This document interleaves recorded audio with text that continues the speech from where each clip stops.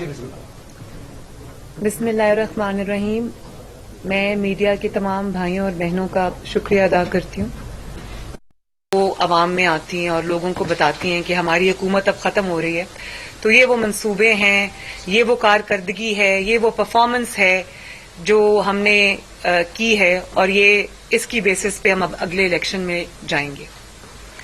نواز شریف صاحب کی حکومت جب ختم ہوئی تو جی ٹی روڈ کا سفر ختم ہو گیا، لیکن ان کے جو منصوبے تھے وہ ختم نہیں ہوئے. ان کے منصوبوں پر آج بھی عمران خان بار بار اپنی جعلی تختیاں لگاتا ہے.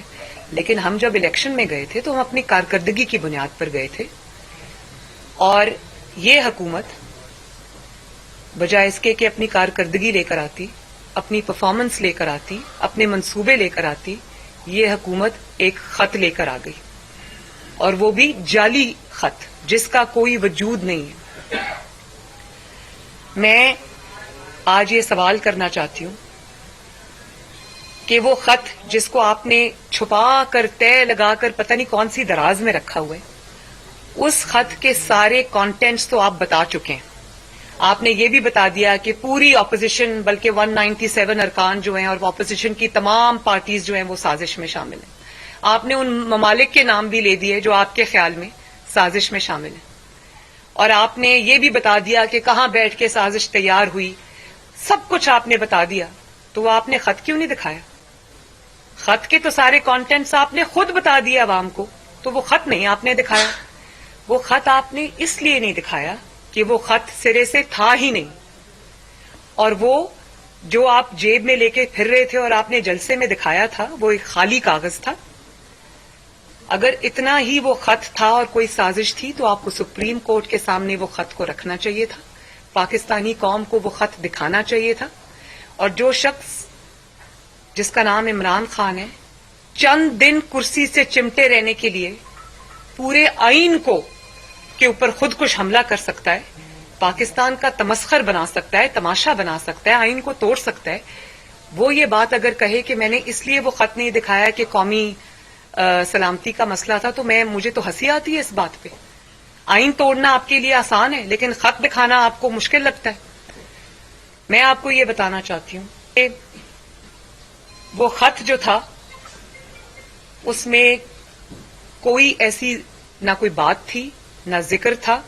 منسٹری آف فارن افیئرز میں بیٹھ کے اس خط کو ڈرافٹ کیا گیا، جس کو یہ کیبلز یا مراسلے کا نام دیتے ہیں. یہ منسٹری آف فارن افیئرز میں بیٹھ کے اس کا سارا سیاسی نوک پلک جو ہے وہ درست کی گئی.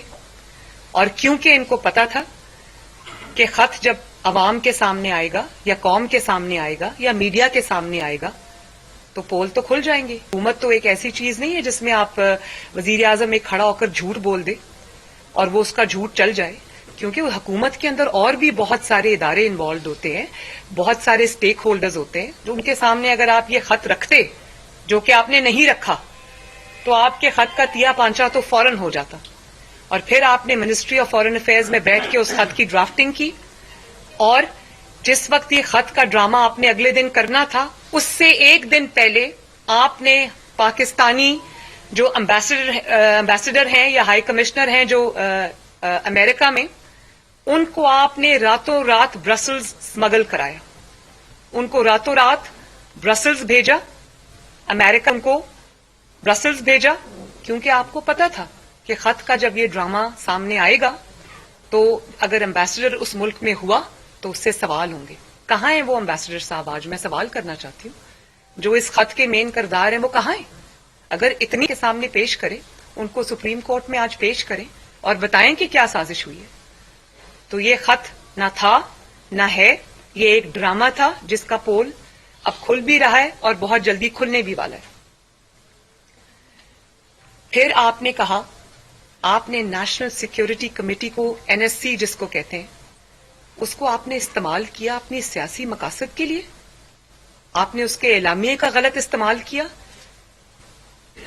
اور سب سے پہلے تو میں آپ سے یہ پوچھنا چاہتی ہوں کہ جب اس کے اعلامیے میں کہیں یہ ذکر ہی نہیں ہے کہ کوئی سازش ہوئی ہے یا کوئی اس میں حصے دار ہے، تو آپ نے نیشنل سیکیورٹی کمیٹی جیسی قومی جو ایک فورم ہے اس کو آپ نے کس طرح اپنے سیاسی مقاصد کے لیے استعمال کیا؟